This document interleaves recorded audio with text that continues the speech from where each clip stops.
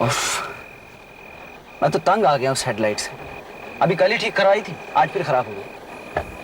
राज, यहाँ पे कितना अंधेरा है, मुझे बहुत डर लग रहा है। क्यों ना यहीं कहीं गाड़ी पार्क कर दे? यहाँ? तो फिर घर कैसे जाएंगे? पैदल? टैक्सी ले लेते हैं ना। इतने सुनसान रास्ते पे टैक्सी कहाँ मिलेगी? और टाइम जानती हो क्या हो रहा है? रात के 1:30 बज रहे हैं। खैर तुम परेशान मत हो, कुछ नहीं होगा।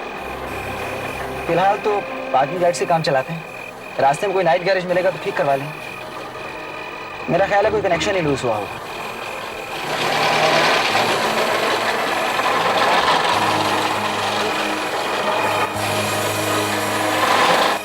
कितना खराब रास्ता है। कुछ दिखाई भी तो नहीं दे रहा। आउच!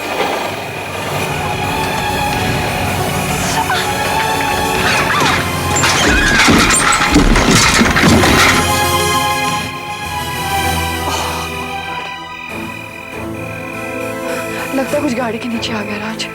मुझे भी देखिए। हाँ चलो, और सही।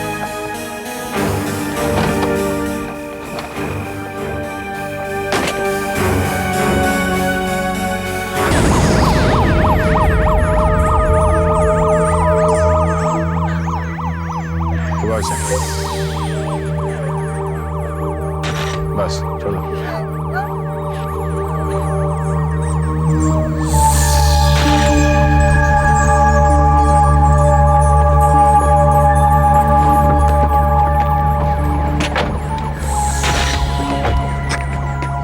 क्या हुआ है सर? एक आदमी मर गया। तो बिना हेडलाइट्स की गाड़ी चला रहा था सर, और साइकिल वाले से टकरा गया। इनकी गाड़ी साइकिल के ऊपर से निकल गई सर, और ये सिर के बल गिर गया। इनका इसका सर फट गया और शायद ऑन द स्पॉट मर गया सर। शराब पी के तो नहीं चला रहा था? नहीं सर, शराब मैं बिल्कुल नहीं पीता सर। आई स्वेयर सर, मैं शराब नहीं पीता। सर, शराब बिल्कुल नहीं पीते सर। सर बस मुझे कुछ दिखाई नहीं दिया, ना ये आदमी और ना वो साइकिल। सच कह रहा हूँ।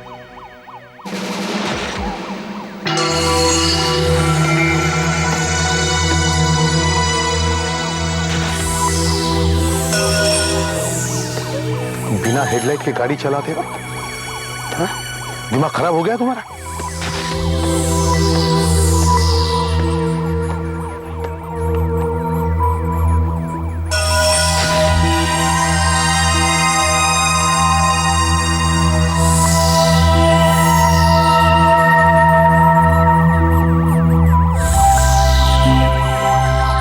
तुम्हारी लापरवाही की वजह से एक आदमी की जान चली गई। देख, गाड़ी को पुलिस गैराज में भिजवा दो और इन दोनों को हिरासत में ले लो। नहीं सर, सुनिए sir.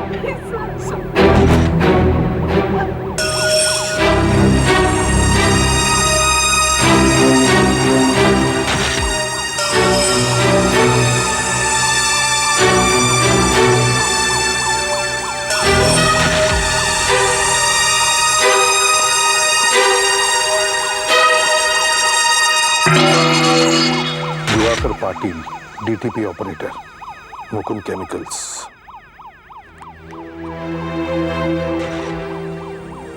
Fifteen Meenakshi cottage, Patole गांव।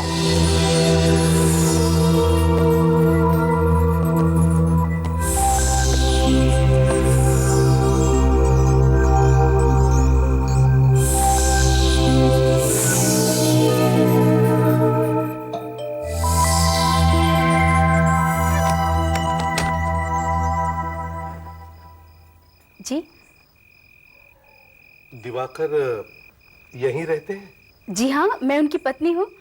मैंने तो सोचा कि वही है, इसीलिए। मगर आप कौन हैं? मैं एक सीआईडी ऑफिसर हूँ, पुलिस। पुलिस? क्या हुआ? कैसे बताऊं? एक बुरी खबर है।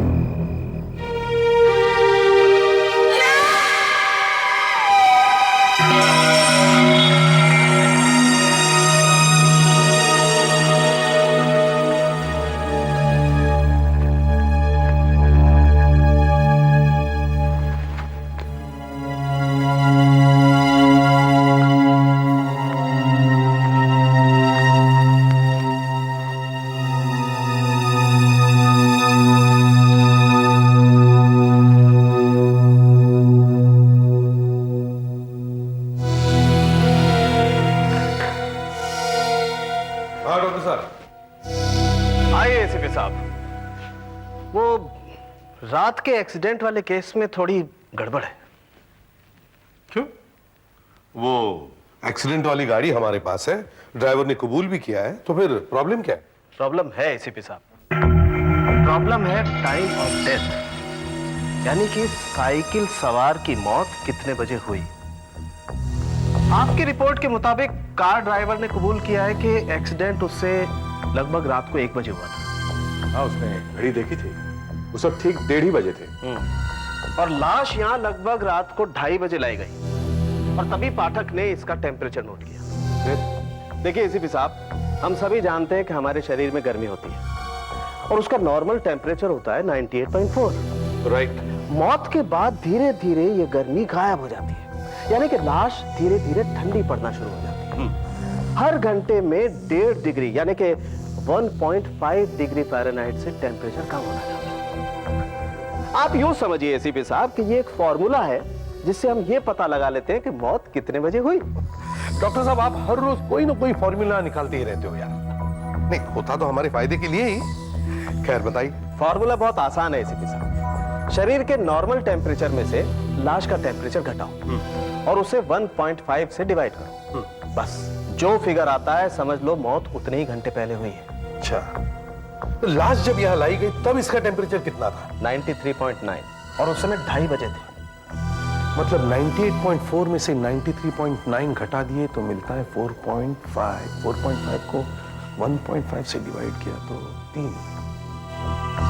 2:30 बजे से 3 घंटे पहले, मतलब 11:30 बजे। हाँ गुरु, दिवाकर की मौत 1:30 बजे नहीं 11:30 बजे हुई है।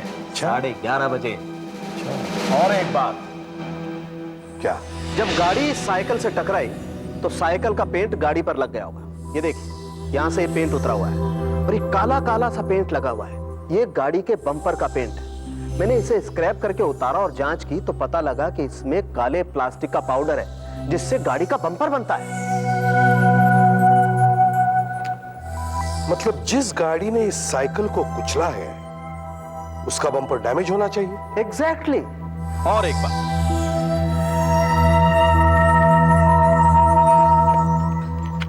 ये देखिए, ये वो कांच के टुकड़े हैं जो हमें एक्सीडेंट की जगह से मिले थे। अब ये साइकिल के तो हो नहीं सकते, तो जाहिर है गाड़ी के ही होंगे।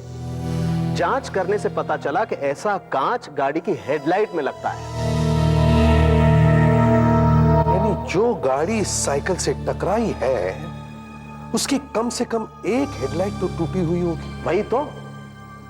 ओह, अब मैं समझा कि आप इतने परेशान क्यों हैं। इस गाड़ी की दोनों हेडलाइट सलामत है और बम्पर प्लास्टिक के नहीं बल्कि पुराने जमाने के मेटल के हैं, लोहे के। बिल्कुल। और एक बात, अगर ये गाड़ी साइकिल से टकराई होती तो इसमें कहीं कोई खरोंच तो होती, लेकिन इसमें बिल्कुल खरोंच का निशान है। एक बात और, जो गाड़ी उस आदमी के पैर से गुजरी ये उस टायर के निशान है, मगर ये इस गाड़ी के टायर के निशान से बिल्कुल नहीं मिलते। एसीपी साहब, मौत इस गाड़ी से नहीं हुई है। इसका मतलब है इस साइकिल को किसी और गाड़ी ने टक्कर मारी है।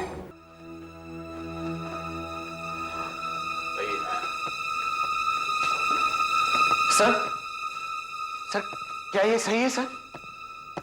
क्या मैं बिल्कुल बेकसूर हूं सर? मुझसे कोई गलती नहीं हुई सर। नहीं, कोई गलती नहीं हुई। लेकिन सर, मेरी गाड़ी तो साइकिल के ऊपर से निकल गई थी ना? हाँ, आपकी गाड़ी साइकिल के ऊपर से निकली थी जरूर, पर एक्सीडेंट होने के बाद। बाद में? जी हाँ, आप जब वहां पहुंचे उससे करीब 1.5 घंटे पहले एक्सीडेंट हो चुका था। वो आदमी मर चुका था। आपकी गाड़ी की हेडलाइट खराब हो जाने की वजह से आपने जमीन पे पड़े उस आदमी को देखा ही नहीं और आपने ये समझा कि आपने उसे मारा है। मैं तो अपने आप को खूनी समझ बैठा था। बिना हेडलाइट्स के गाड़ी चलाना कानूनन जुर्म है। इसकी सजा आपको मिलनी चाहिए। खैर, आपने उसे नहीं मारा है, आप जा सकते हैं।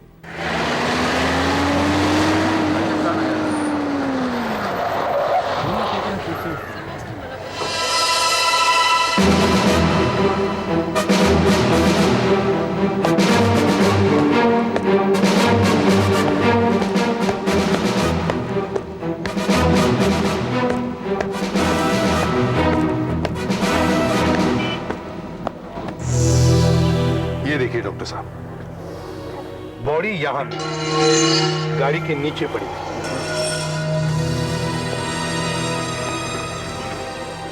और ये देखिए, ये उसकी साइकिल ऐसे पड़ी थी। देखिए, हेडलाइट के कांच के टुकड़े अभी भी पड़े हुए हैं।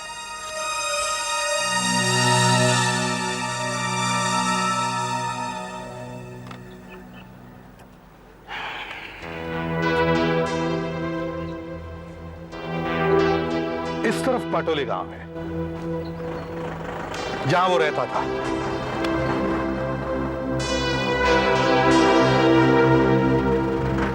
सुधाकर, यहां से उठाओ। ये आदमी सड़क के बाईं तरफ से चल रहा था, लेफ्ट साइड से, और इस तरफ जा रहा था जहां वो रहता है। साइकिल के पीछे मडगार्ड पर काला पेंट लगा हुआ है, गाड़ी के बम्पर का। मतलब गाड़ी यहां से आई होगी और मड की तरफ गई। मड की तरफ, मड में कहां गई होगी?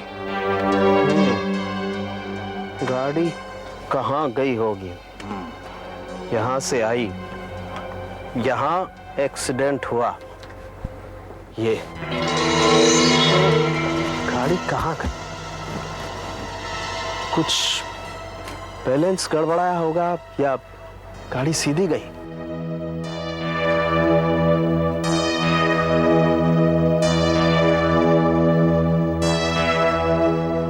ये एसीपी साहब, यहां आइए। ये देखिए, ये झाड़ियां देख रहे हैं आप, ये टूटी हुई हैं।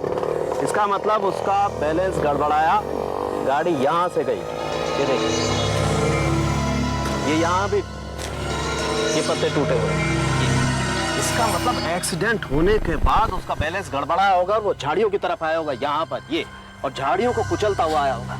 उसकी स्पीड बहुत तेज होगी, उसने जोर से स्टीयरिंग व्हील घुमाया होगा यहां पर। इसका मतलब यहां कुछ ना कुछ हुआ होगा इसके साथ, यहां कुछ ना कुछ हुआ होगा। बस यहाँ पेड़ है, पेड़ से बचा, पेड़ से बचाने के लिए। हाँ, यस, ये देखिए एसीपी साहब, ये देखा आपने सफेद पेंट। यस फ्रेडरिक सर, जहां से कार का पहिया गया तो वहां से घास के सैंपल इकट्ठे करो। दया, मेजर टेप देना।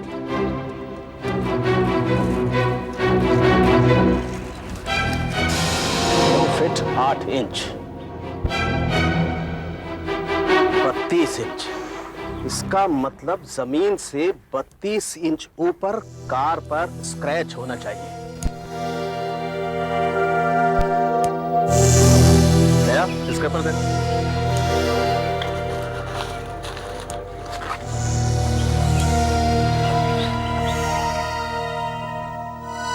सर, अब पता चल जाएगा गाड़ी कहां से आई और कहां गई। थोड़ी देर के लिए मान लो ये वो कार है जिससे एक्सीडेंट हुआ। ये यहां से आ रही है और यहां इसने साइकिल को पीछे से टक्कर मारी और दिवाकर के ऊपर से निकल गई और वहां पेड़ में जाकर के घुस गई, उधर सड़क के किनारे। चलो, ये तो क्लियर हो गया कि एक्सीडेंट कैसे हुआ। अब गाड़ी के बारे में हम क्या जानते हैं?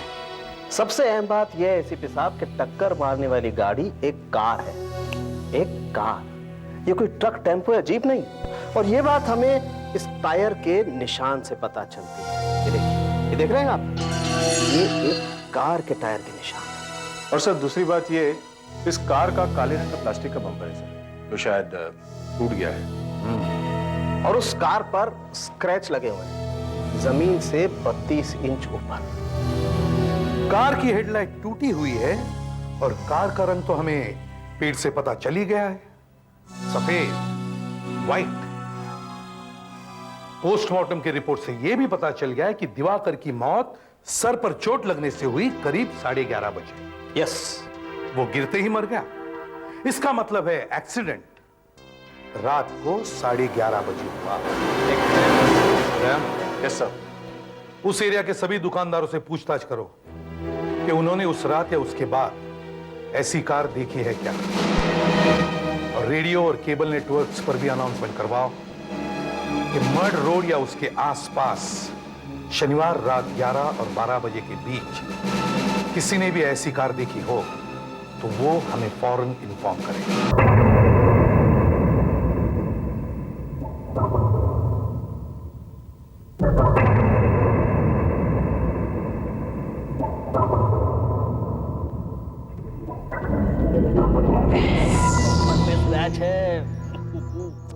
साहब हेडलाइट भी फूटी हुई है।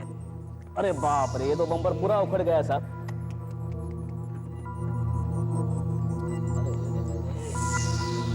अरे बाप रे बाप रे बाप रे। अरे साहब, गाड़ी को तो काफी चोट लगी है। पता है, इसीलिए तो तेरे पास आया हूं। ये काम जल्द से जल्द हो जाना चाहिए। और सुन, ज्यादा सवाल नहीं पूछना, समझे? जी साहब। क्या है साहब, काम तो ज्यादा है लेकिन हो जाएगा। लेकिन पुलिस का मामला है, आप जानते हैं। पैसों की फिक्र मत कर, बस इस कार को ऐसा बना दे, ऐसा कर दे कि किसी को पता तक न चले कि इसका कभी एक्सीडेंट हुआ था। अरे साहब, आप फिक्र ही छोड़ दो। ऐसी चकाचक बना दूंगा ना, किसी को कुछ पता नहीं चलेगा, कुछ भी नहीं।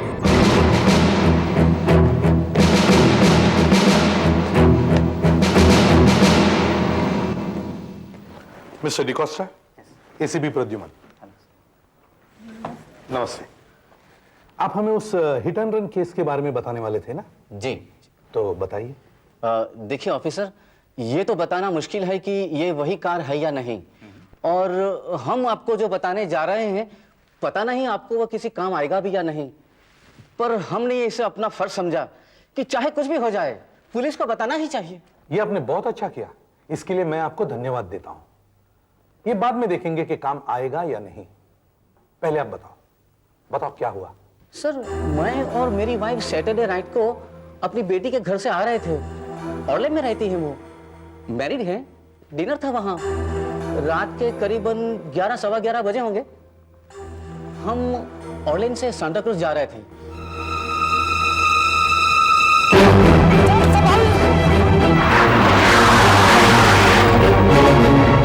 अरे, ये कोई तरीका है क्या गाड़ी चलाने का? लेफ्ट और राइट में फर्क दिखता है क्या नहीं? यू इडियट, दिखा भी नहीं दिया। जाने दो। रुक चुप रहो। गाड़ी चलाने की तमीज नहीं है। अभी एक्सीडेंट होता था। बाहर निकलो जरा गाड़ी से। ए बुड्ढे, बैलगाड़ी चला, बैलगाड़ी। कहाँ से चला दे लेक्चर देने के लिए? उसके गाड़ी चलाने के ढंग से ही लग रहा था कि वो जरूर एक्सीडेंट करने वाला। और आपने कहा कि रात के 11 सवा 11 बजे थे, और ये सब वही हुआ ऑर्लिम रोड पे? जी हाँ, मगर 11:20 या 11:25 होगा, इससे ज्यादा तो नहीं होगा। दया, सिटी मैप लेकर आना। अब हम मैप पर देखेंगे कि वो लोग आपको कहां मिले और एक्सीडेंट कहां हुआ। हाँ दया, जाओ।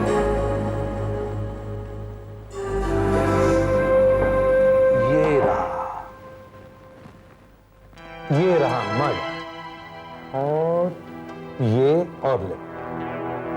वो लोग आपको यहां मिले 11:15 बजे, और एक्सीडेंट हुआ यहां पर मड रोड पर 11:30 बजे, 8-10 किलोमीटर दूर। हाँ, हो सकता है सर। इतने टाइम में तो आसानी से वो गाड़ी वहां तक पहुंच गई होगी। वो गाड़ी सफेद रंग की थी जी। और उसके बम्पर काले रंग के थे जी। आपने उसके नंबर प्लेट पर ध्यान दिया था? अब इतना सब कुछ हो रहा था कि नंबर प्लेट कौन देखे। अच्छा, और कितने लोग थे गाड़ी में? एक ही लड़का था, और होगा करीबन 20 के आसपास का होगा। काफी जोर का म्यूजिक भी बज रहा था। 20 के आसपास खाली बियर का कैन फेंकना गाड़ी इतनी रैश चलाना, वो भी पिए हुए। आपने अभी बताया कि गाड़ी में रिवर्सिंग म्यूजिक था। मतलब गाड़ी जब पीछे आ रही थी तब एक तरह का म्यूजिक बज रहा था। हाँ, बड़ा अजीब सा था, मैं उसे भूलूंगा नहीं कभी। ये शायद हमारे काम आ सकता है।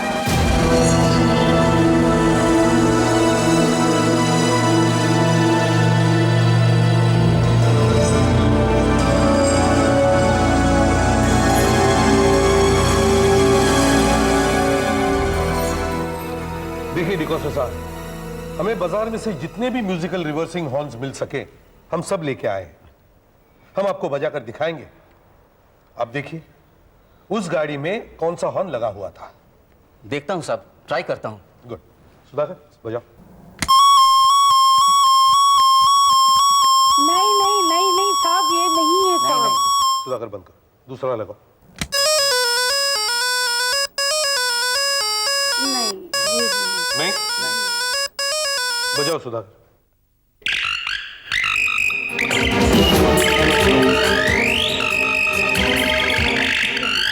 बिल्कुल यही था, श्योर? 100% श्योर।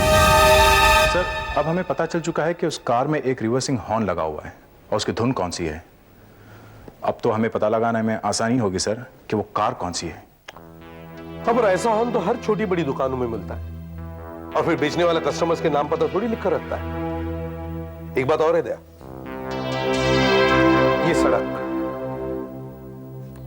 ये सड़क सीधे जेटी तक जाती है।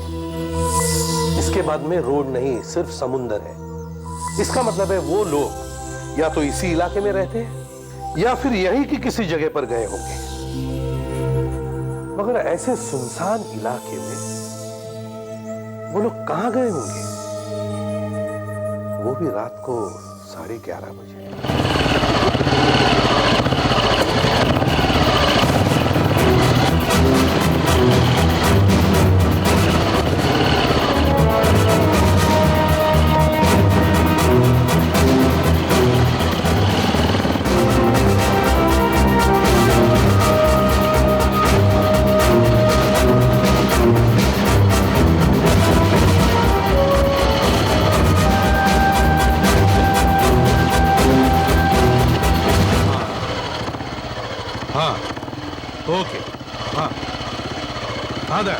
सर, जेट्टी से लेकर यहाँ तक मैंने सब चेक कर लिया। बस सिर्फ 2 जगह पे वो सफेद रंग की कार है और दोनों में वो रिवर्सिंग म्यूजिक नहीं है सर। अच्छा तो एक काम करो, दोनों गाड़ियों का नंबर ले लो, डॉक्टर सालुंखे को दे दो और उनसे कहो कि अपने आदमियों से वो गाड़ियां चेक करवाए। और बाकी के बंगले? सर, यहाँ 7-8 बंगले ऐसे हैं जहाँ टीवी सीरियल की शूटिंग होती है और शनिवार को यहाँ सिर्फ 3 जगह पे शूटिंग चालू थी सर, पर वहाँ पर ना सफेद रंग की कार कोई आई न गई। चलो ठीक है। Okay sir. बोलो सुधाकर। सर, कुछ बंगलों वालों ने बताया कि उनके यहाँ पार्टी होती है, मगर उस दिन कोई पार्टी नहीं थी। हाँ फ्रेडरिक्स। सर, मैंने मशहूर से पूछताछ की है। उन्होंने बताया सर कि पिछले शनिवार को बीच पर देर रात तक पार्टी चल रही थी। अच्छा जी सर। तो चलो।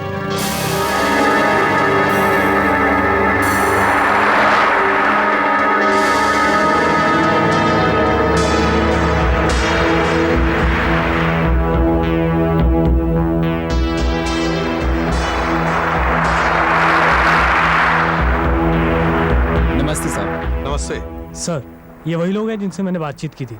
अच्छा बताओ। हम पास के गांव में रहते साहब, शनिवार को यहाँ पार्टी हुआ था। अच्छा, कब शुरू हुई और कितनी देर तक थी? यही कोई रात के 8-9 बजे तक सब इधर आ गए थे साहब, और बहुत लोग तो जेटी से आए थे। पार्टी रात भर चलता रहा साहब। कैसे लोग आए थे पार्टी में?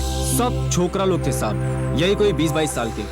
खूब पार्टी चला साहब, नाच गाना हुआ, गाना बजाना हुआ, और ये सुबह तक चलता ही रहा साहब। जब वो लोग थक गए तो चले गए यहाँ से।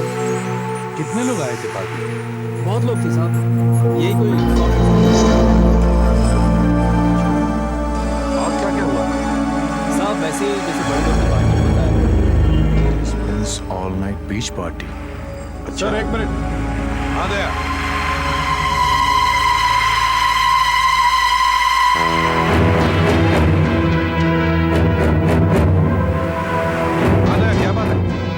फिर ये देखिए, यहाँ पर पड़ा हुआ Caliban's all-night beach party, venue Mud Island, time 8:30 p.m. to 12:30 p.m. Date, अरे ये तो इसी सैटरडे का है। Entry ₹200। ये डेजमंड कौन हो सकता है? सर इसने बीच पार्टी रखने के लिए लोकल पुलिस स्टेशन से परमिशन तो ली होगी, हम वहीं से पता कर सकते हैं। और सर ये देखिए, टिकट पर प्रिंटर का नाम भी है, स्वस्तिक प्रिंटर्स। स्वस्तिक प्रिंटर्स कार। एसीपी साहब, मैंने वो दोनों कारें अच्छी तरह से चेक करवा ली जो हमें मड के बंगलों में मिली थी। उनमें तो एक्सीडेंट जैसा कुछ है ही नहीं।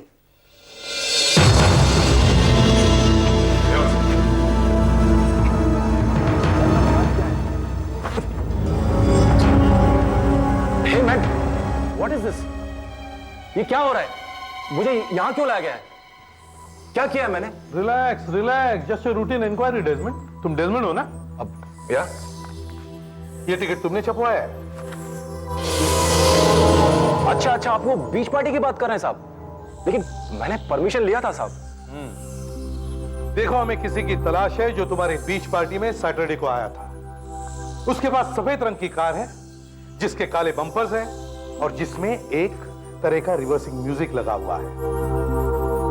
ऐसा लो सुनो।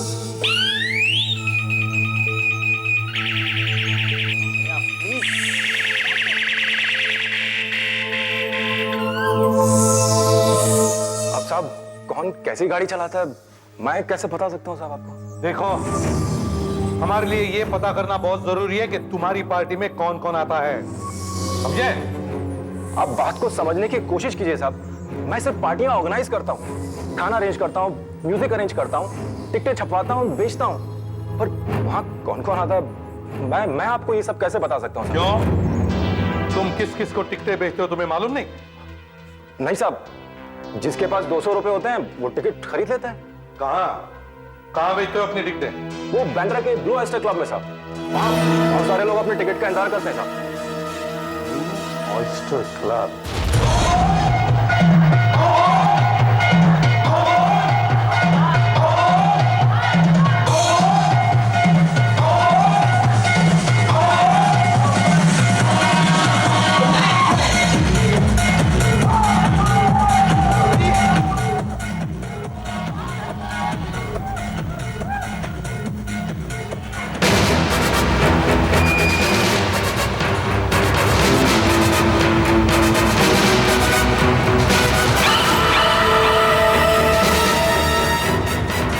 पार्किंग तुम्हें देखते हो?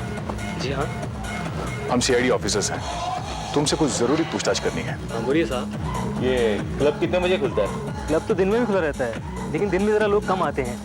शाम को बहुत रश होता है और 10 बजे के बाद तो साहब एकदम पैक। देखो, हम एक सफेद रंग की कार ढूंढ रहे हैं जिसका बम्पर काले रंग का है, और जब वो कार रिवर्स होती है तो ये म्यूजिक बजता है।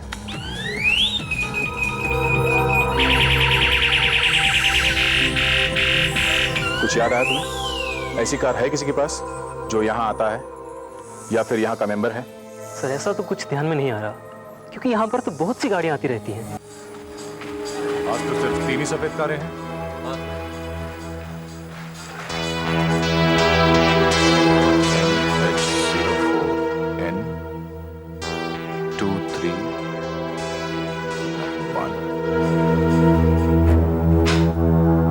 सर आपसे मिलने दिवाकर की वाइफाई है, आइए।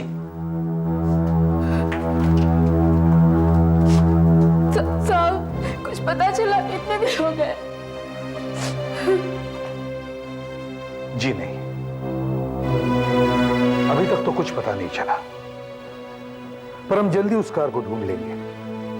मेरे आदमी दिन रात उसी काम में लगे हुए हैं। क्लब बंद होने का टाइम हो गया सर, और काफी कम कारें बची है अब तो। अब इस समय और कौन आएगा सर? 4 दिन में सिर्फ 8 कारें ही हमारे मतलब की है, उनमें से पता नहीं हमारे काम का कोई निकलता भी है या नहीं।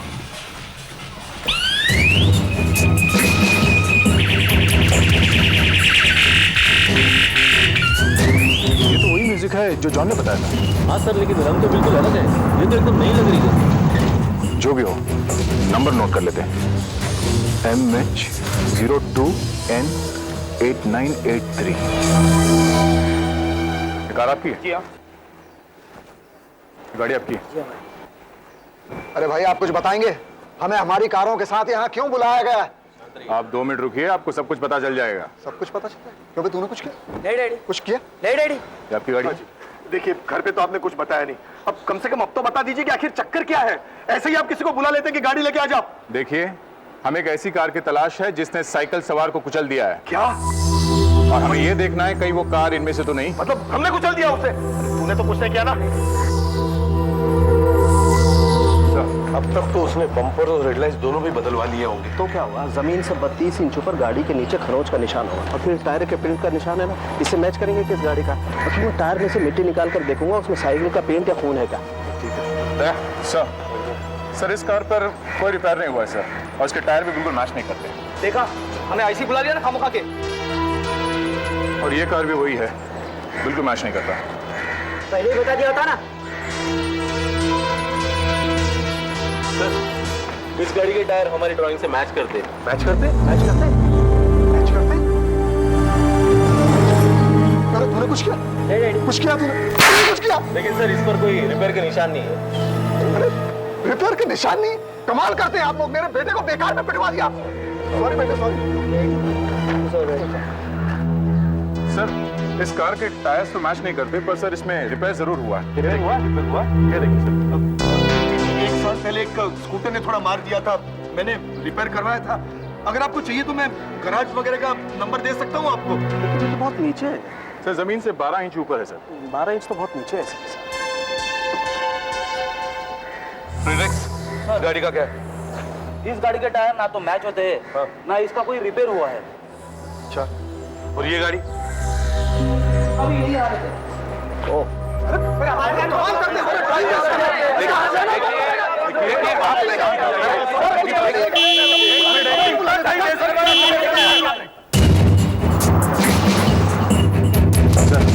यही वो गाड़ी है जिसके बारे में मैं आपसे बात कर रहा था। अच्छा, मैं यही सोच रहा था कि गाड़ी अभी तक आई क्यों नहीं।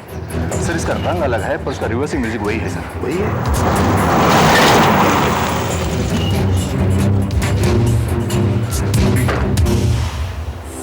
हमें फोन आया था और गाड़ी साथ में लाने को कहा गया। कहिए क्या बात है? एक्सीडेंट की छानबीन चल रही है। एक्सीडेंट? जी हाँ। तो देखिए इंस्पेक्टर, ये कार से कोई एक्सीडेंट हुआ नहीं है, आपको जरूर कोई गलतफहमी हुई है। ये मेरे फादर है mister Vipin Chaudhary, Avalon Textiles के मालिक। देखिए, आपके फादर क्या है इससे हमें कोई मतलब नहीं, हमें सिर्फ आपकी गाड़ी से मतलब है।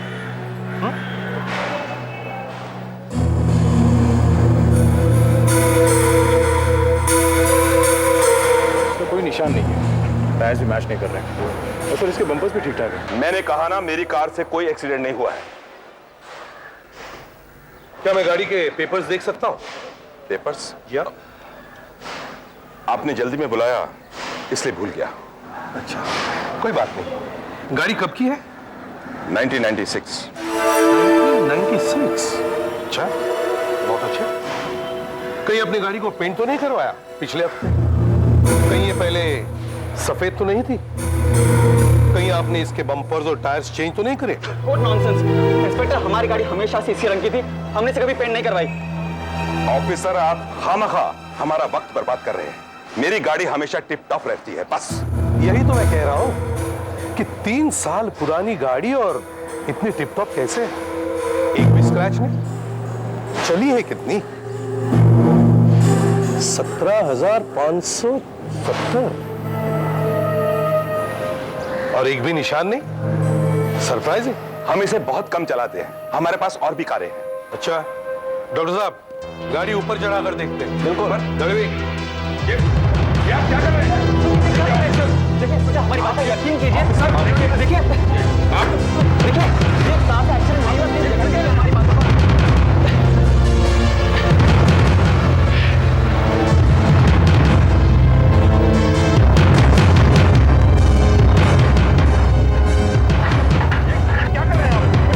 यकीन कीजिए, मेरी समझ में कुछ नहीं आ रहा। हमारी कार का एक्सीडेंट नहीं हुआ इंस्पेक्टर।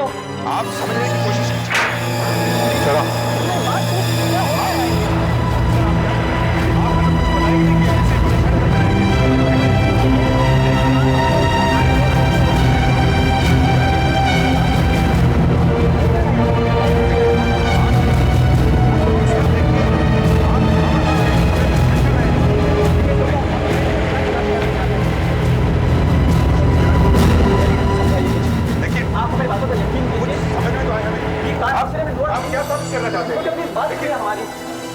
देखिए ऑफिसर देखिए, डैडी प्लीज समझाइए। हमारा टाइम बहुत कीमती है। देखिए इंस्पेक्टर हमारी बातों को यकीन कीजिए, आपको कोई गलत समझ नहीं है। ये देखिए एसीपी साहब, आप हमें बताएंगे? ये वैसी झाड़ी का टुकड़ा है जो एक्सीडेंट की जगह पर थी। जी हाँ। समझाइए, एक्चुअली वो नहीं है।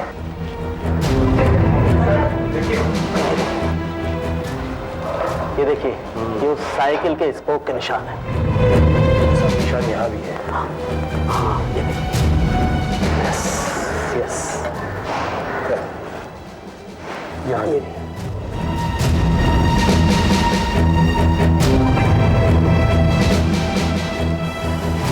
देखिए एसीपी साहब, ये साइकिल का पेंट है, ये लगा हुआ।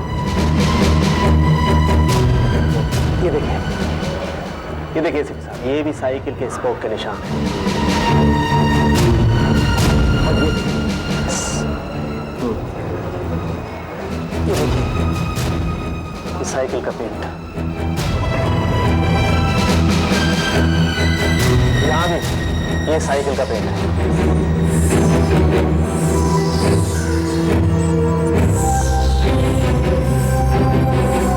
देखा आपने, गाड़ी के नीचे साइकिल का काला पेंट लगा हुआ है और स्पोक्स के निशान। प्लीज सर, देखिए सर, राइट हो दिस सर,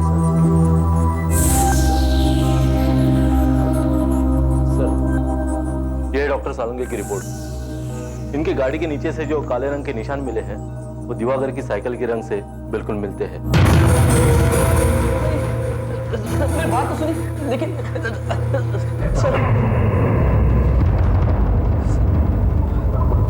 यही है वो मैकेनिक सर जिसने मिस्टर चौधरी के कार पर काम किया था। जी हाँ साहब, मैंने किया था। मैंने चौधरी साहब की गाड़ी पेंट की थी साहब, और गाड़ी के हेडलाइट्स और बम्पर चेंज किया था और टायर भी। लेकिन ये सब चौधरी साहब के कहने पे किया साहब, मैं बेकसूर हूँ साहब। ये जानते हुए भी कि इस कार का एक्सीडेंट हुआ है और पुलिस को इसकी तलाश है, तुमने इस कार को पूरी तरह से बदल दिया और फिर भी कहते हो तुम बेकसूर हो। दया, ले जाओ इसे। साहब माफ कर।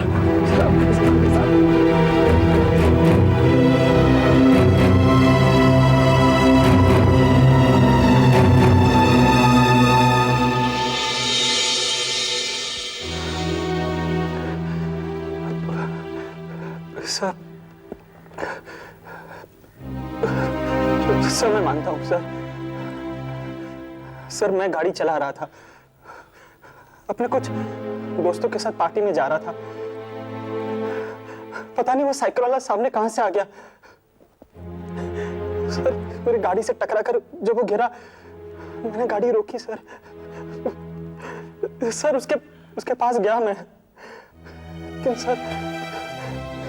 सर वो मर चुका था। मैं बहुत डर गया था सर, मैं बहुत डर गया था। गाड़ी लेके वहां से भाग गया। सर मेरा विश्वास कीजिए, वो साइकिल वाला सामने कहां से आ गया मुझे बिल्कुल पता नहीं चला सर। हाँ, नशे में पता चलता भी कैसे। प्लीज एसीपी साहब, अगले हफ्ते मेरा बेटा अमेरिका जा रहा है डॉक्टरी पढ़ने। ये बहुत अच्छा लड़का है सर। अगर आज आप इसे गिरफ्तार कर लेंगे तो इसकी जिंदगी बर्बाद हो जाएगी सर। उस आदमी के घर वालों को मैं जितने कहें आप हर्जाना देने को तैयार हूं। हर्जाना तो आपको देना ही पड़ेगा मिस्टर चौधरी, और सजा सिर्फ आपके बेटे को ही नहीं आपको भी होगी। आपने सबूत नष्ट करने में मदद की है। ले जाओ इन्हें। सर प्लीज सर प्लीज बात सुनिए सर प्लीज।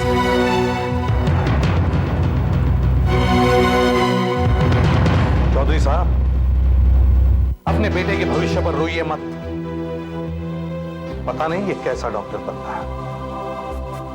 डॉक्टर तो जान बचाते हैं, पर इसने एक जान ले भी ली।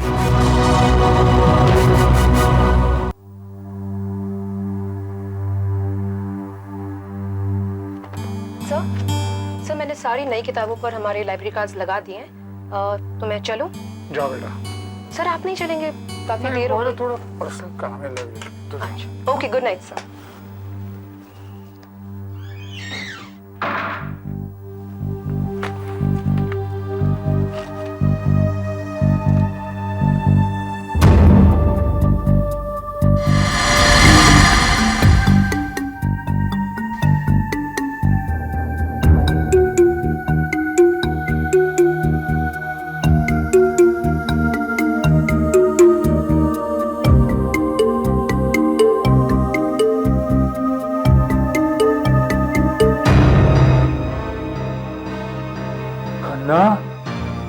लाख रुपए तैयार रखो, पुराने नोटों में, कोई चालाकी नहीं, नहीं तो जय मारा जाए। नमस्ते, मैं एसीपी प्रद्युमन। प्लीज बैठिए ना। आप इतनी रात गए मुझे मिलने आए हैं, कुछ खास काम है क्या? जी हाँ, बहुत जरूरी काम है। देखिए, मेरे हाथ एक ऐसी चीज लगी है जिसमें आप ही मुझे मदद कर सकते हैं। कहिए, बात क्या है? मैं माटुंगा में एक छोटी सी लाइब्रेरी चलाता हूँ, यशोधरा लाइब्रेरी के नाम से। अच्छा, तो कुछ हो गया है आपकी लाइब्रेरी में? कल दोपहर मैं लाइब्रेरी में बैठा था और मेरे कस्टमर आए। हमें लगा ये क्या था? मैं कब से रेनबो मैगजीन ढूंढ रहा था फरवरी इशू की। आप जाकर मिली है तो देखा कि इसके बीच के कुछ पन्ने फटे हुए हैं। आप खुद देख लीजिए।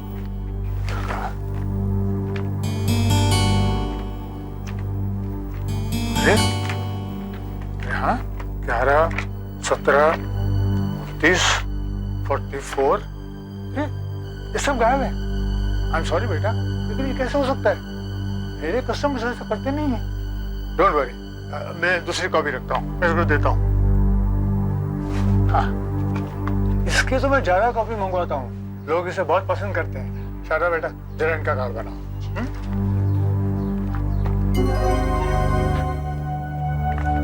कौन कर सकता है ऐसी बदतमीजी? उस फटी हुई मैगजीन को देखकर मुझे गुस्सा आया। मैंने उन फटे हुए पन्नों को फिर से देखा। अचानक मेरी निगाह कुछ निशानों पर गई जो गोल गोल से थे, जैसे किसी ने ऊपर वाले पेज पर कुछ निशान लगाए हो और वो नीचे आ गए हो। मैंने देखा वैसे निशान मैगजीन के कुछ और पन्नों पर भी थे। मैंने उसी मैगजीन की दूसरी कॉपी ली। उस मैगजीन के ऊपर उस फटी हुई मैगजीन के पन्ने को रखकर देखा।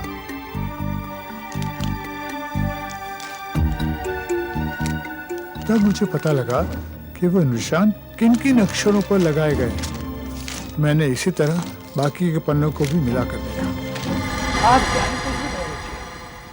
आप कह दीजिए कि बुढ़ा सठिया गया है, मगर मुझे चैन नहीं पड़ा। मेरे दिमाग में घुस गया कि जरूर इसमें कहीं ना कहीं कुछ न कुछ गड़बड़ है।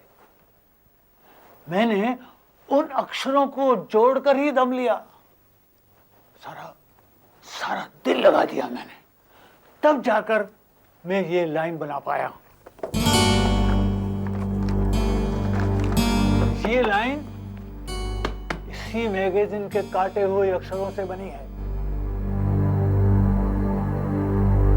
खन्ना, 50 लाख रुपए तैयार रखो, सिर्फ पुराने नोट। अगर कोई चालाकी की तो जय मारा जाएगा। Ransom note? मैगजीन से अक्षर काटकर रैंसम नोट बना है। अक्सर अपहरण करने वाले फोन करने से या अपने आप लिखने से डरते हैं। वो जानते हैं इससे पुलिस उन्हें पकड़ सकती है। लेकिन जगनलाल जी, इन अक्षरों से कोई और लाइन भी तो बन सकती थी। यही लाइन क्यों? मैंने हर तरह से अक्षरों को लगाने की कोशिश की एसपी साहब, लेकिन इसके सिवा कुछ नहीं बनता। अच्छा दया, यही वो मैगजीन है ना जिसमें से रैंसम नोट बनाया गया था? नहीं, वो नहीं, ये है सब।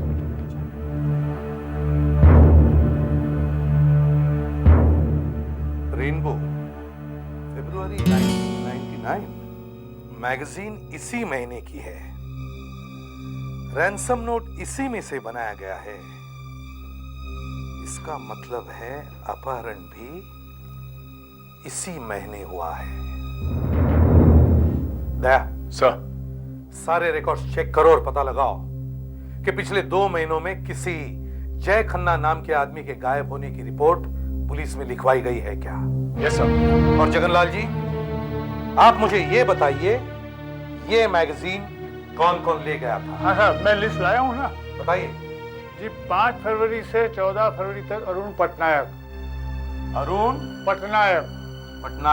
उसके बाद 14 से 18 फरवरी। 14 से 18 फरवरी मिसेस ठाकुर। मिसेस ठाकुर ठाकुर 19 तारीख को हमारे पास थी और 20 से 23 सागर। 20 से 23 फरवरी सागर। सागर। फिर 24 से 27 कुंदन कुमार, मतलब कल तक। आज 28 फरवरी है। आ गया नीला, सही देखिए।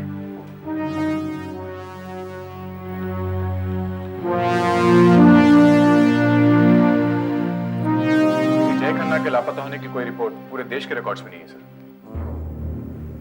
हो सकता है उसके घर वालों ने डर के मारे रिपोर्ट ही लिखवाई ना हो।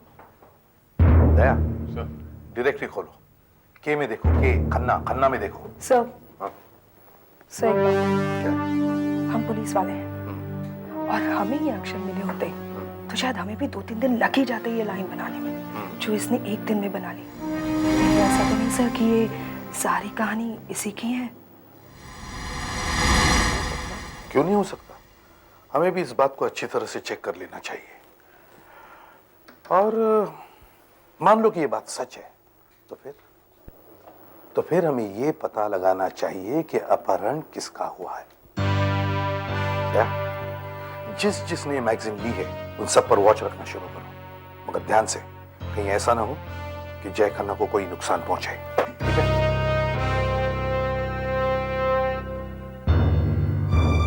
जगनलाल जी, आज महीने का आखिरी दिन है। वो लोग मेंबरशिप के पैसे भरने के लिए कब आते हैं? इसी साहब कल फर्स्ट है, ज्यादातर मेंबर पहली तारीख को पैसे देने के लिए आते हैं।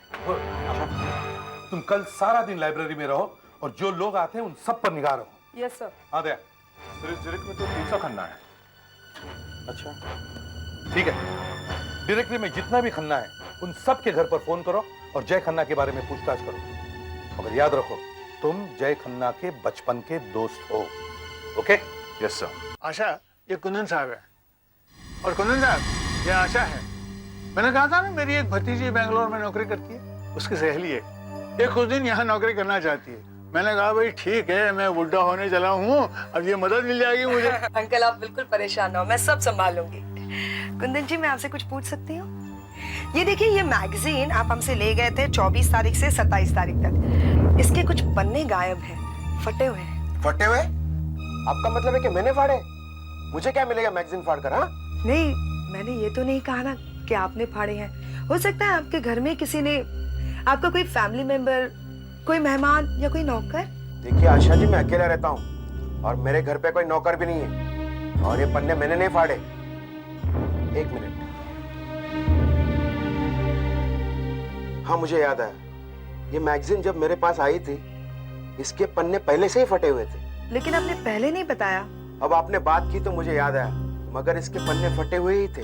कोई बात नहीं, आपसे पहले जो मैगजीन ले गए थे हम उनसे पूछेंगे। ये पेजेस मैंने नहीं फाड़े, और फिर किसी से ऐसा पूछना नहीं, समझे? Sorry sir, sorry. अब बचे हैं पटनायक, मिसेस ठाकुर और सागर। मैडम, पटनायक सर ने मुझे भेजा है। ये मेंबरशिप की फीस दी उन्होंने। ओह नो, वो खुद नहीं आ सके? नहीं। चलो मैं। Thank you. Okay okay, sorry. आ गया इन्हीं लक। सर हम कम से कम 150 फोन कॉल कर चुके हैं और 2 जय खन्ना मिले भी। फिर एक 55 साल का है जो अमेरिका में रहता है, उसका नाम है जयेश खन्ना, और दूसरा अजय खन्ना जो 2 साल पहले कार के एक्सीडेंट में मारा गया था। और कोई जय खन्ना नहीं मिला। नहीं नहीं दया, कोशिश करते रहो, कोशिश करते रहो। Keep on trying Fredericks. क्या बात है? देख रहा हूँ सर। देखो नहीं, I want result, result. 51224849। Hello, जय खन्ना है? अभी तक मिसेस ठाकुर सागर नहीं आए, हो सकता है शायद आज आए नहीं। हमें उनका कल तक इंतजार करना होगा। जगनलाल जी, हमारा हर पल कीमती है। वो अगर आज नहीं आए तो हमें उनके घर जाना पड़ेगा। आइए मिसेस ठाकुर, आइए। मुझे जरा आने में देर होगी। ये लीजिए आपकी फीस। मिसेस ठाकुर। अरे, लगता है आप यहाँ नहीं आई हैं। हाँ, मेरी भतीजी की दोस्त है, कुछ दिन यहाँ ही काम करेंगे। अच्छा। मिसेस ठाकुर, आपसे कुछ पूछना था। ये मैगजीन आप हमसे 14 तारीख से 18 तारीख तक ले गई थी। आपने जब ये लौटाई तो इसके पन्ने कुछ गायब हो गए। ये कैसे हो सकता है? मैंने तो कोई पन्ने नहीं फाड़े। हो सकता है आपके घर में किसी ने फाड़े हो। नहीं नहीं, मेरे घर में कोई ऐसा नहीं है जो ये काम करेगा। मेरे साथ तो मेरी एक पेइंग गेस्ट रहती है, नीता। और उसे तो मैगजीन बनने का कोई शौक है ही नहीं। वो तो बस अपने बॉयफ्रेंड और अपनी नौकरी में ही बिजी रहती है। कोई बच्चा या कोई नौकर? नहीं नहीं, मेरे घर में कोई बच्चे नहीं है। हाँ, एक नौकर है किशोर, लेकिन उसे ये मैगजीन फाड़ के क्या मिलेगा? ऐसा भी तो हो सकता है कि कोई ये मैगजीन मुझसे पहले या मेरे बाद ले गया हो और उसी ने पेजेस फाड़े हो।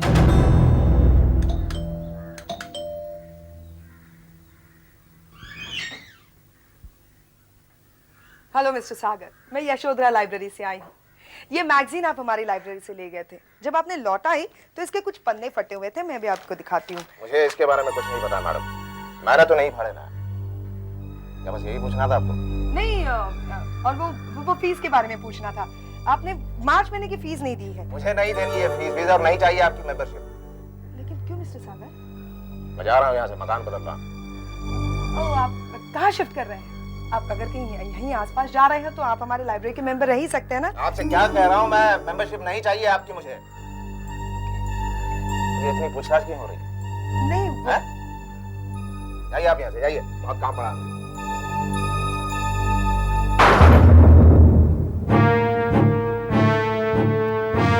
ये मैगजीन जब मैं लाइब्रेरी से लाया था, मैं पता नहीं कहाँ रखकर इसे भूल गया था। मुझे मिली ही नहीं, और जब मुझे वापस मिली फौरन मैंने इसे लाइब्रेरी को लौटा दिया था। मैंने इसे खोलकर ही नहीं देखा, पढ़ना तो दूर की बात है। तो हो सकता है आपके घर में किसी और ने पढ़ी होगी, तो उसने कहीं वेल, मेरा एक दोस्त है जो मेरे साथ ये फ्लैट शेयर करता है। यू नो, हम किराया 50-50 शेयर करते हैं, लेकिन वो तो मैगजीन्स पढ़ता ही नहीं। मेरी बहन आई थी 2-4 दिन के लिए, हो सकता है उसने पढ़ी हो। मुझे तेरे से बहुत जरूरी बात करनी है। Excuse us please. ये शोर यार, मुझे कुछ पैसे चाहिए। क्या? अरे पिछली बार जो तूने मुझसे 5,000 लिए वही तूने वापस नहीं किए हैं। लेकिन यार, इस बार बहुत जरूरी है। मैं वादा करता हूँ 2-4 दिन के अंदर तेरे सारे पैसे वापस कर दूंगा। कैसे वापस करे? कैसे वापस करेगा? तो तेरे पास तो नौकरी भी नहीं है। कुछ ही दिन की बात है यार, उसके बाद कोई प्रॉब्लम नहीं, फिर चांदी ही चांदी है। मैं तेरे सारे पैसे वापस कर दूंगा। प्लीज तू इसमें पूरी मदद कर दे यार। अच्छा रुक, मैं तुझे एक चेक कट कर देता हूँ। रुक, यहीं रुक। आप फाइन वाइन की चिंता बिल्कुल मत कीजिए, बस कल आकर मेंबरशिप रिन्यू करवा जाइए बस। ओके ओके ओके, नमस्ते।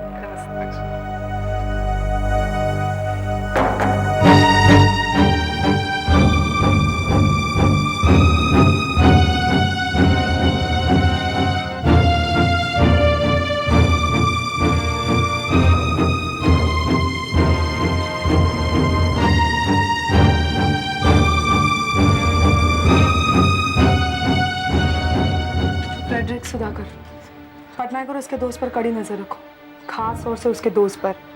वो कहाँ जाता है, क्या करता है, किससे मिलता है, सब पता लगा। मैं थोड़े दिनों के लिए अपना घर बदल रही हूँ। क्यों, कोई खतरा है क्या?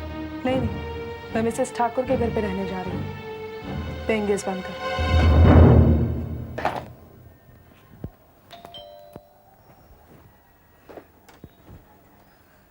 नमस्ते। नमस्ते, आओ आशा, आओ आओ अंदर आओ। ला मैंने ना कोई बात नहीं, मैं उठा लूंगी। आपका बहुत बहुत शुक्रिया जो आपने अपने घर में मुझे पेइंग गेस्ट रखा। दरअसल मैं जगन्नाथ अंकल पर बोझ नहीं बनना चाहती, इसलिए मैंने सोचा कि कमरा लेकर अलग ही रहूं। वैसे 1-2 महीने में मेरी नई नौकरी लग जाएगी, फिर मैं ऑफिस के पास ही कोई कमरा ले लूंगी। कोई बात नहीं आशा, तुम जब तक चाहो यहाँ रह सकते हो। वो मेरी पेइंग गेस्ट है ना नीता, बस कुछ ही दिनों में उसकी शादी हो जाएगी, फिर वो फौरन चली जाएगी। मैं अकेली यहाँ रह जाऊंगी। देखो बेटा, तुम्हारा कमरा ऊपर है। हाँ चले? ओह बाप रे, तुम्हारा सामान तो बहुत भारी है। मैं किशोर को बुलाती हूँ, रुक जाओ। किशोर, किशोर, किशोर, ये सामान ऊपर ले जाओ। अरे ओ किशोर, ये मेरा नौकर भी ना पूछो मत, न जाने बिना बताए कहाँ चला जाता है। आजकल रात को घर भी देर से आता है, 2 हफ्ते से देख रही हूँ। पहले तो वो ऐसा नहीं था, पता नहीं उसे आजकल क्या हो गया है। कोई बात नहीं, मैं खुद उठा लूंगी ना। अच्छा रुको रुको, लगता है शायद किशोर आ गया। हाँ अरे नीता, आकाश, आओ आओ आओ। नीता, ये है आशा, तुम्हारे साथ वाले कमरे में रहेगी। हेलो। और आशा, ये है आकाश, नीता का मंगेतर। इन दोनों की शादी होने वाली है। अच्छा। आकाश बेटा, मेरा एक काम करोगे, जरा आशा के सामान ऊपर पहुंचा दो ना। आज फिर किशोर कहीं गायब हो गया, देखो ना। क्यों नहीं लाइए। Sorry warden. काफी भारी है। हाँ बेटा हाँ।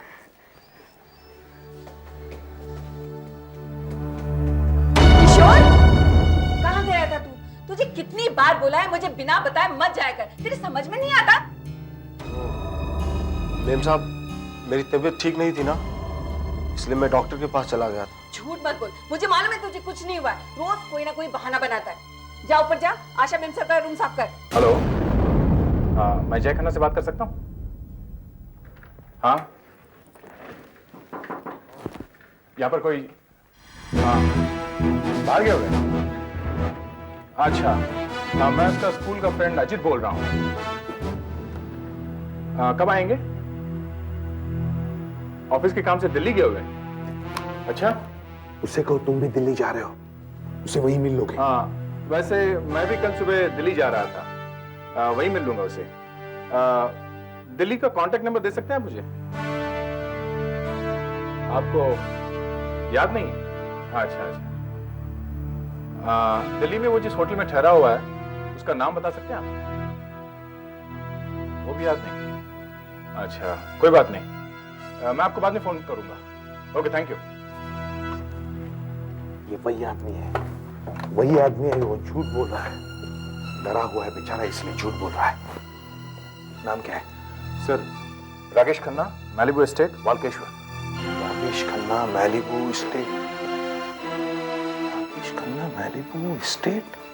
अरे ये तो वो वही अपना टेक्सटाइल किंग राकेश खन्ना। हमें इससे मिलना चाहिए, मगर किडनैपर्स ने इसके घर पर नजर रखी होगी और हमें उसके बेटे की जान खतरे में डालनी नहीं चाहिए।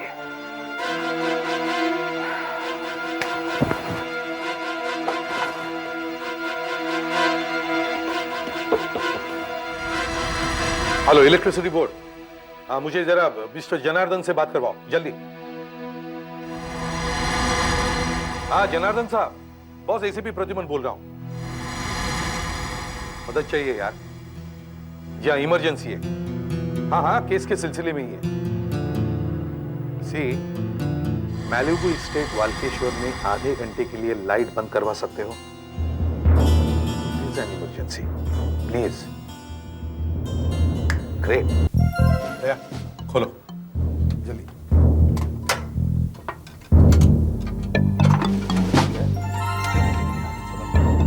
पहले फ्यूज खोलो।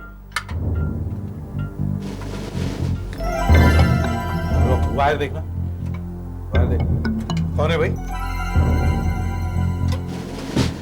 अब सुनो, ये मीटर राकेश खन्ना जी के नाम पर है ना? हाँ, ये देखिए, ये आपका बिल है।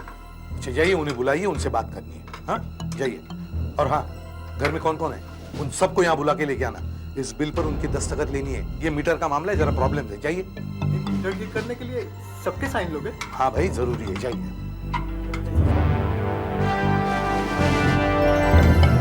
दया, क्या होता है दया? इस घर में बड़ी अजीब सी शांति फैली हुई है, यही कुछ हुआ है। खोलो दया, वो रेड वायर। आइए। हाँ, आपको सामने बुलाया।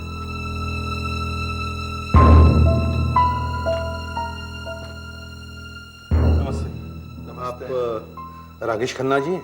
जी। इतनी सी बात के लिए मेरी क्या जरूरत पड़ गई? बताता हूँ। तुम जाके बाहर का बड़ा मीटर बॉक्स चेक करो, आप दिखाओ इन्हें। जाइए। आइए। खन्ना साहब, आपकी लाइट अभी आ जाएगी। हम इलेक्ट्रिसिटी बोर्ड से नहीं है, मैं एसीपी प्रद्युमन, सीआईडी। सीआईडी? मुझे आपसे अकेले में बात करनी थी, इसलिए ये सब करना पड़ा। हमें पता चल गया कि आपके बेटे जय का किसी ने अपहरण कर लिया है। हम आपकी मदद करने के लिए आए हैं। पर आपको ये सब कैसे मालूम पड़ा? देखिए, ये सब बताने के लिए मेरे पास वक्त नहीं है। मुझे आप प्लीज डिटेल में बताइए, ये सब कब हुआ? देखिए प्लीज, मुझे मेरे हाल पे छोड़ दीजिए। मुझे सीआईडी से कोई मदद नहीं चाहिए। पता नहीं आप लोगों को सब कुछ कैसे मालूम पड़ गया। अन्ना साहब, आप इन लोगों को नहीं जानते। हमारा ऐसे लोगों से रोज पाला पड़ता है। देखिए, आपके बेटे को छुड़वाने के लिए हम मदद कर सकते हैं आपकी। मैं आपकी मदद के बिना ही अपने बेटे को छुड़ा लूंगा। मैं पैसे दे चुका हूं उन्हें। क्या? अब कब से मेरी बात टाल रहे हैं? मैं यहाँ रोज आती हूँ, रोज फोन भी करती हूँ, और हर बार अब यही कहते हैं कि जय अब तक आया नहीं। मैंने आपको बताया ना सीमा जी कि वो घर पर नहीं है, वो दिल्ली गया है किसी जरूरी काम से।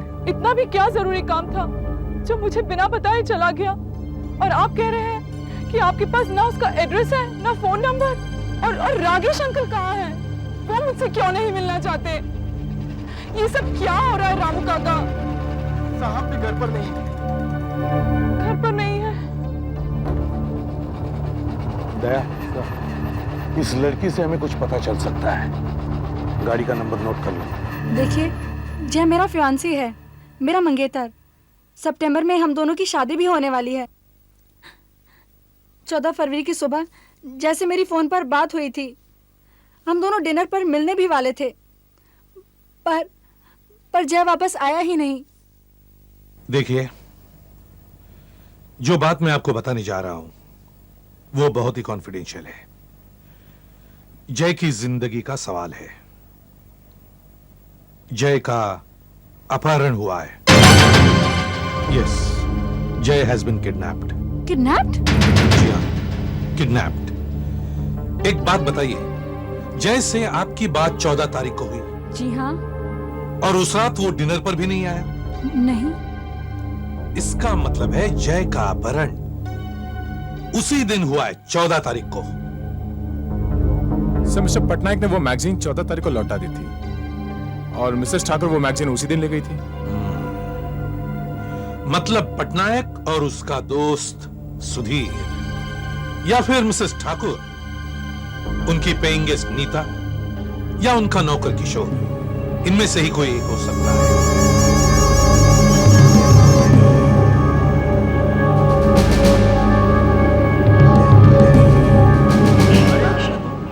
तुम यहाँ क्या कर रही हो? मैं डॉक्टर के पास। डॉक्टर एक बार हमारी शादी के इनविटेशन कार्ड्स थे। कार्ड्स? Very nice. देख लो भाई। नहीं, वो अपॉइंटमेंट डॉक्टर चला जाएगा ना, फिर अपॉइंटमेंट है। ओके, कल देख लूंगी। Okay, sure. चलो, सी यू। हाँ, बाय बाय।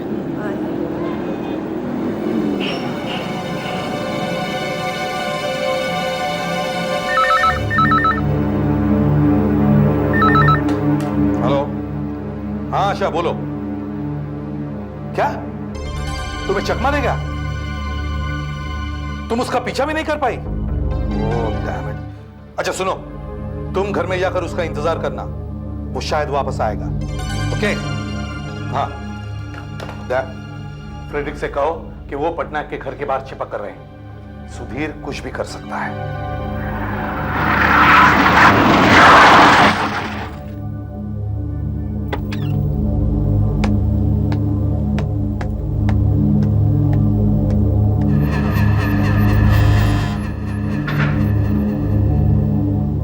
ड्राइवर बैग लेकर आ रहा है। और ये क्या? सुधीर पैसे दे रहा है? 2, 3, 4, 5 पूरे हो गए पैसे। ओके, मिलते हैं, बाय। किशोर कहाँ गया होगा? कल रात से गया है, अब तक नहीं आया। कहाँ जाना चाहते? जहाँ तुम ले चलो। अरे आशा, कुछ परेशान नजर आ रही हो।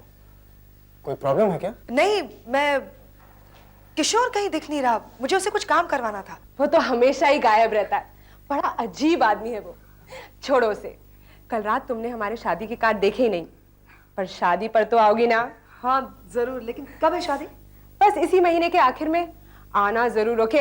हाँ जरूर, लेकिन इतनी जल्दी? भाई, मेरी नौकरी लग गई है कनाडा में, बस वहां से कॉन्फर्मेशन मिलते ही मुझे वहां जाकर ज्वाइन करना पड़ेगा। इसलिए मैं सोच रहा था कि अगर हम दोनों की शादी इससे पहले हो जाती है तो हम दोनों कनाडा एक साथ जा पाएंगे, राइट? लेकिन नौकरी के लिए कनाडा जाने की क्या जरूरत है? यहाँ नौकरी की कमी है क्या? देखिए, मैं एक सिविल इंजीनियर हूँ और कनाडा में मेरी लाइन का काम बहुत है, पैसे भी अच्छे दे देते हैं। यहाँ जिस प्रोजेक्ट में मैं काम कर रहा था वो बंद हो गया। मैं देखती हूँ। किशोर अब आ रहा है। कहाँ गया था? कल रात से गायब है। मैं मेम साहब कहीं काम में फंस गया था, सॉरी। मैंने आपको क्या हुआ, ये चोट कैसे लगी? ये वो मेम साहब, मैं आ रहा था तो एक स्कूटर वाला मार के भाग गया। कुछ नहीं, ठीक हो जाएगा मेम साहब। आशा का फोन था। किशोर कल रात से गायब था और आज जब वो घर वापस आया तो उसके हाथ पर खरोंच के निशान थे और अचानक कहीं से उसके पास काफी पैसा भी आया है।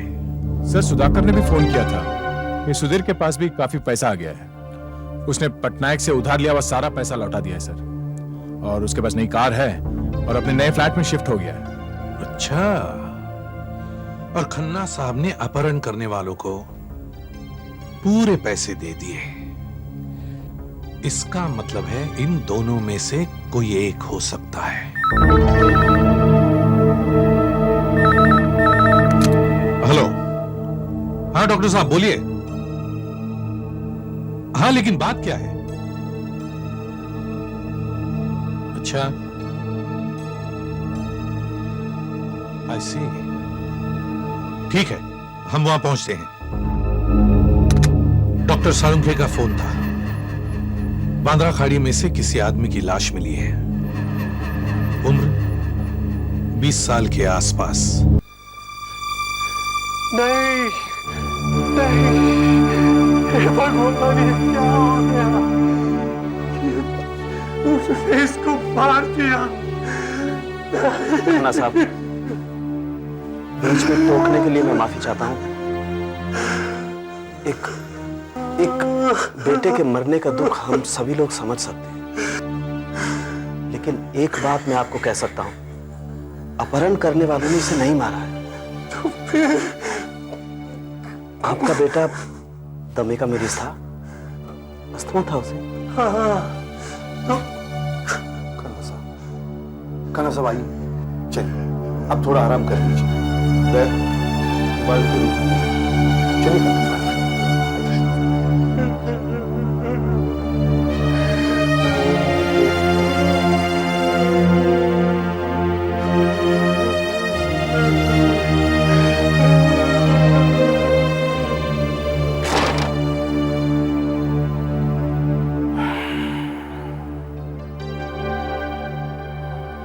एसीपी साहब, इसके फेफड़े में म्यूकस के अंश हैं और इसकी सांस की नली भी सिकड़ी हुई है। It is in a shrunken state और मुंह पर पट्टी बांधने के निशान है। उसी पट्टी की वजह से इसे दमे का अटैक आया होगा। सांस नहीं ले पाया होगा, दम घुट गया और ये मर गया। किडनैपर्स डर गए होंगे और उन्होंने घबराकर जय की लाश खाड़ी में फेंक दी होगी। एक बात और है एसीपी साहब। क्या? ये देखिए, इसके नाखून के नीचे खून और चमड़ी के टुकड़े हैं।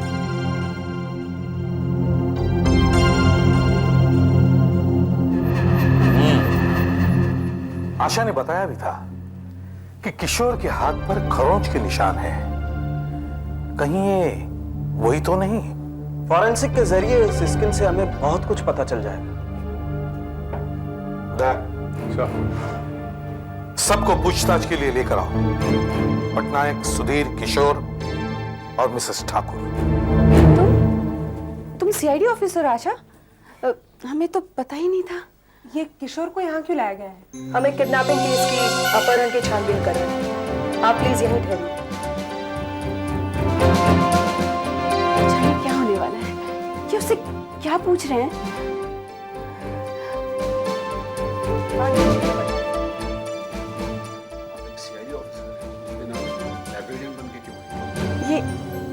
ये आदमी कौन है? और वो देखो, वो ऑफिसर किस तरह से पूछताछ कर रहा है। एक हफ्ता पहले तो तुम्हारे पास एक पैसा नहीं था।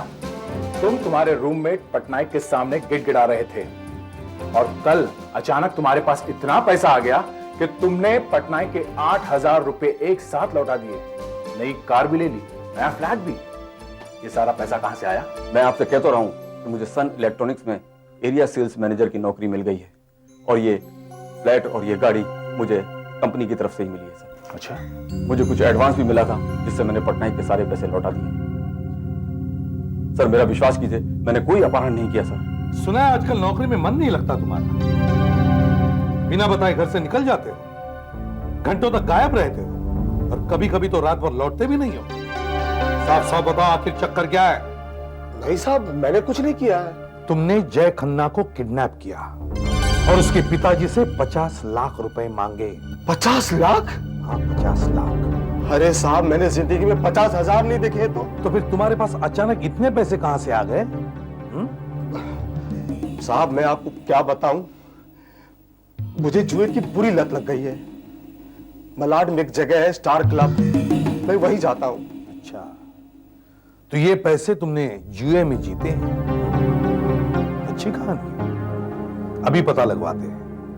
मैं अपने आदमियों को स्टार क्लब में भेजकर पता लगवाता हूं कि तुम सच बोल रहे हो या नहीं। और ये चोट कैसे लगी? वो एक स्कूटर वाला मार गया। स्कूटर वाले ने या जय ने? आशा, इसे डॉक्टर सालुंकी के पास लेके जाओ और उनसे कहो कि इसके हाथ की चमड़ी का सैंपल और जय के नाखून में फंसी हुई चमड़ी दोनों मैच करके देखें, एक जैसी है या नहीं। Yes sir.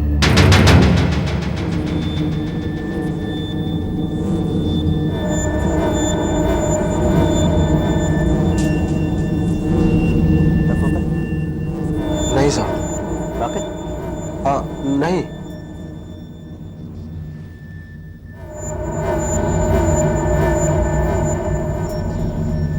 एक माइक्रोस्कोप में मैंने चमड़ी का वो टुकड़ा रखा है जो हमें जय के नाखूनों से मिला था, और दूसरे में ये टुकड़ा रख के देखता हूं।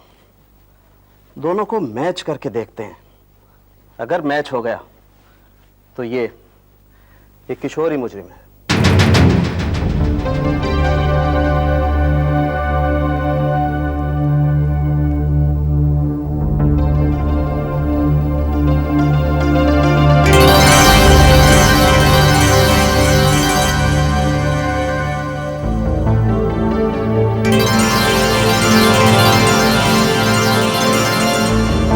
हाँ डॉक्टर साहब।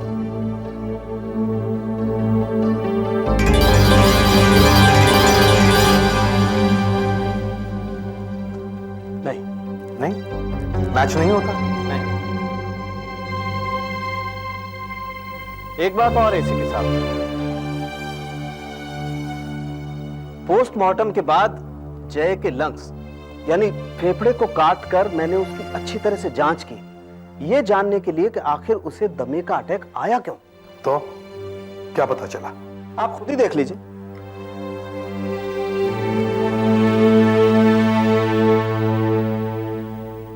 डेड सेल्स के अलावा आपको और क्या दिखाई देता है?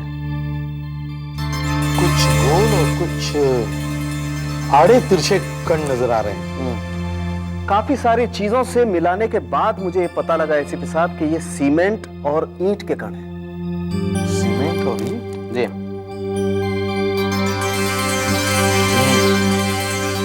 इसे साफ पता चलता है एसीपी साहब कि जय को जहां बंद करके रखा गया होगा वहां ईंट और सीमेंट की धूल होगी और इसी से उसे दमे का अटैक आया। सीमेंट और ईंटें, वो कौन सी जगह हो सकती है?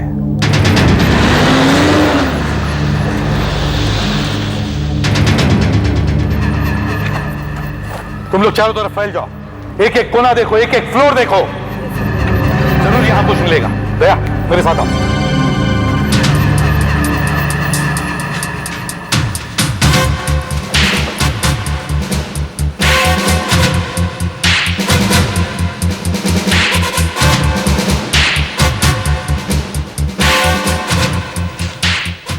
सुधाकर यहाँ।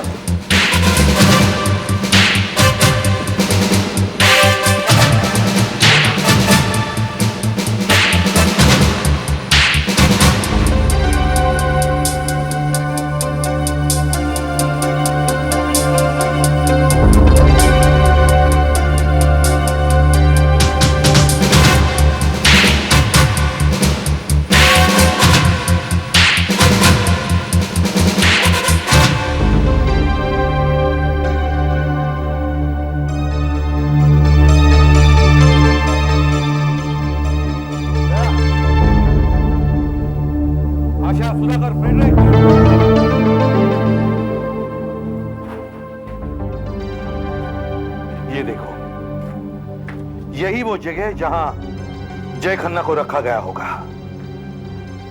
मेरा शक सही निकला है।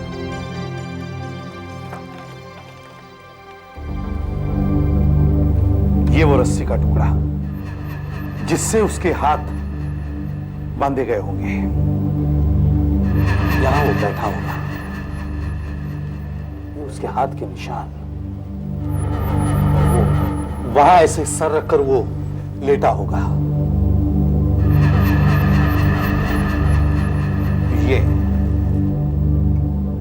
ये वो सीमेंट की गोनी का टुकड़ा जिससे उसका मुंह ऐसे बांधा होगा। दया, ये टुकड़ा डॉक्टर सालुंकी के पास भेज दो और उनसे कहो कि इस पर जो सलाइवा है वो जय खन्ना के सलाइवा से मैच कर देंगे।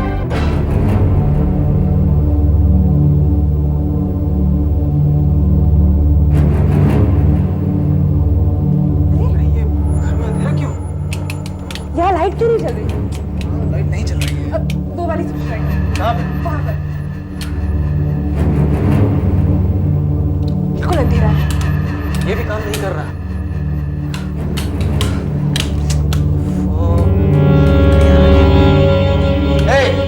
ऊपर कौन है? कौन है वहाँ? तुम यहाँ पे कैसे आए तुम लोग? कौन है यहाँ? कौन हो तुम लोग? क्या चाहते हो तुम लोग? कौन हो तुम लोग? पीछे चले जाओ। कौन है आप लोग? क्या चाहते हो आप लोग? आप यहाँ आइए। आशा तुम, ये हो क्या रहा है? आप यहाँ आइए। जय खन्ना के अपहरण और उसकी मौत का जिम्मेदार होने पर मैं तुम्हें गिरफ्तार करता हूँ। देखिए, आप लोगों को जरूर कोई गलतफहमी हुई है। मैंने किसी का अपहरण नहीं किया। अरे मैं तो एक सिविल इंजीनियर हूँ और इसी बात से आप पकड़े गए।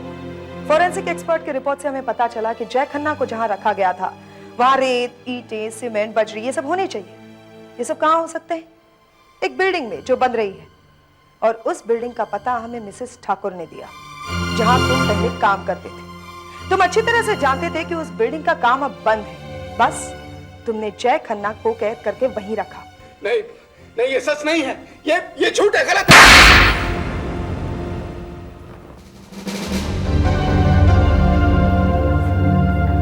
सर, आकाश ने जो एड्रेस बताया था वहां से उसके 2 आदमियों को पकड़ लिया।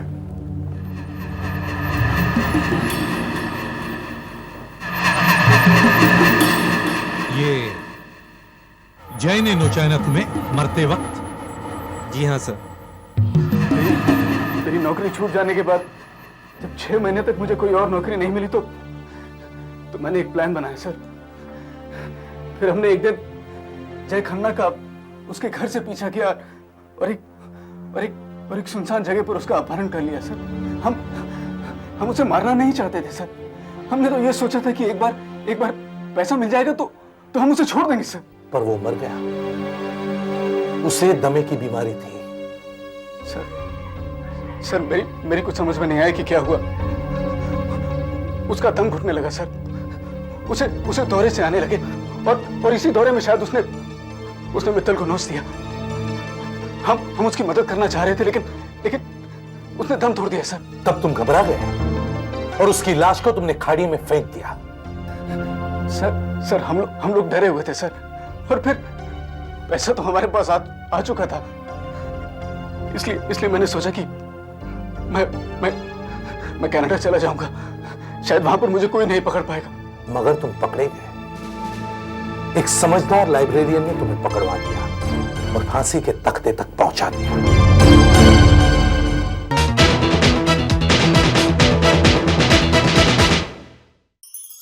ऐसे और भी मजेदार वीडियो के लिए हमारे चैनल को लाइक, शेयर और सब्सक्राइब करें।